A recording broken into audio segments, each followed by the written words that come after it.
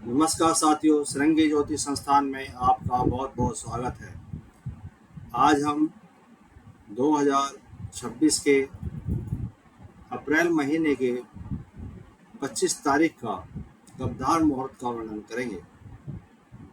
सबसे पहले हम IVF के गर्भधारण का समय लेंगे, उसके बाद हम साधारण गर्भधारण का समय लेंगे।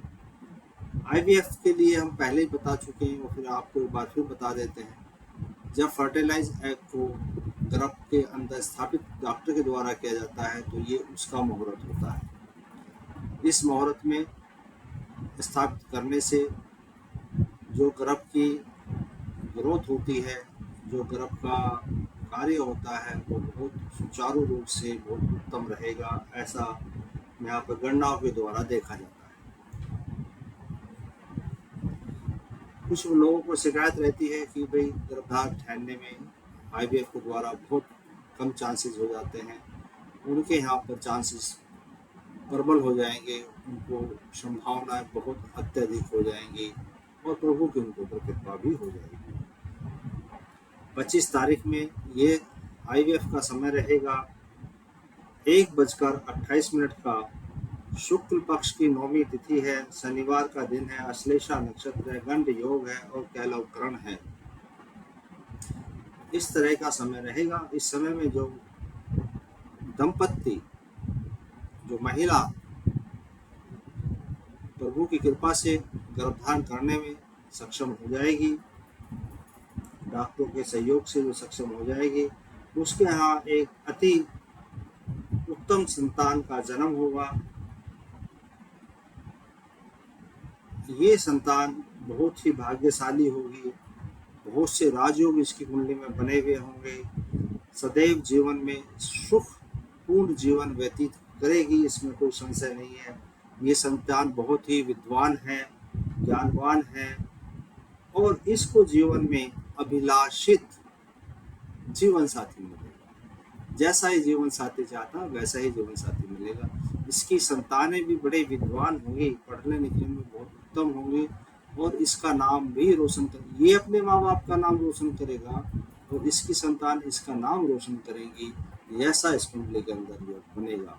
यानी कि आम के आम और गुठले के दाम। एक बार इस समय में गर्भधारण करने से आपकी इस पीढ़ी की संतान और अगली पीढ़ी की संतान दोनों ही उत्तम होने के योग बनेंगे। अब हम बाकी सब लोगों की बात करते हैं जो आज के दिन गर्भधारण करना चाहते हैं। उनके लिए जो समय है वो रहेगा रात्रि में 9:58 का 21:58। शुक्ल पक्ष की 10वीं तिथि आ जाएगी। शनिवार का दिन है, मघा नक्षत्र है, गंड योग है और तैतुल्यकरण है इस समय में।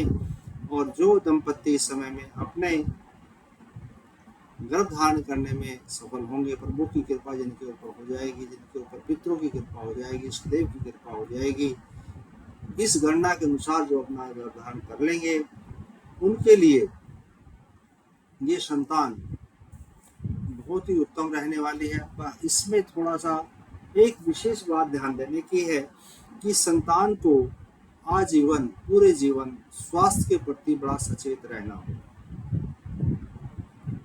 स्वास्थ्य के प्रति बहुत ही सचेत रहना होगा। खान पान, रहन सहन, सब चीज़ों का इनको ध्यान रखना होगा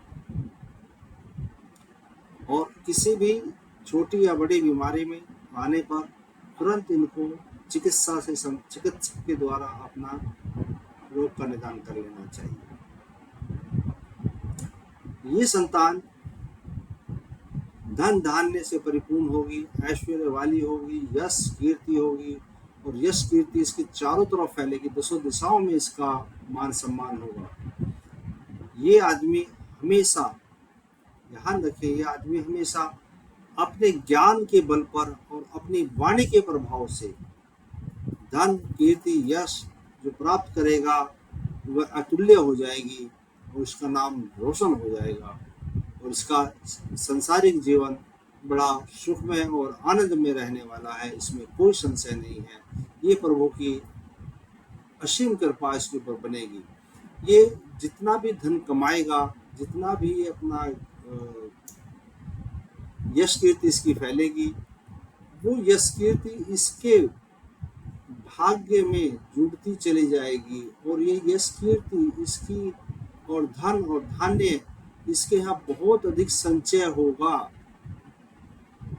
बहुत लोग यहाँ बहुत कमाते बहुत है पर संचित बहुत कम होता है, परंतु इसका यश भी संचित होगा, धन भी संचित होगा, कीर्ति भी संचित होगी। यानी कि एक तरह से हम ये कह सकते हैं कि इसके दूसरा भाव बहुत प्रभावी रहने वाला है। अर्थात अगर हम कुंडली की विवेचना इसकी करेंगे तो इसका 6, 7, 10, 11 और दूसरा भाव बहुत अधिक प्रभावी रहेगा पूरे जीवन।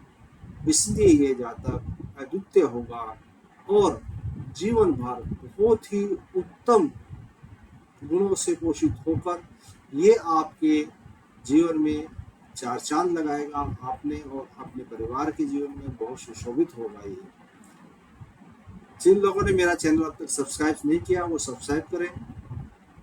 और गर्भधारण मौत के समय में एक चीज विशेष ध्यान रखने की बात है, जो हम समय देते हैं वो उसी समय उस दिन के लिए होता ही है, परंतु 720 मुहूर्त प्रतिदिन होते हैं जो हर व्यक्ति के अलग अलग होते हैं। और ये जो गर्भधारण मुहूर्त निकाला जाता है इसका जो सेंटर है वो दिल्ली लिया जाता है, दिल्ली को आधार बना के गर्भधारण मुहूर्त दिया जाता है।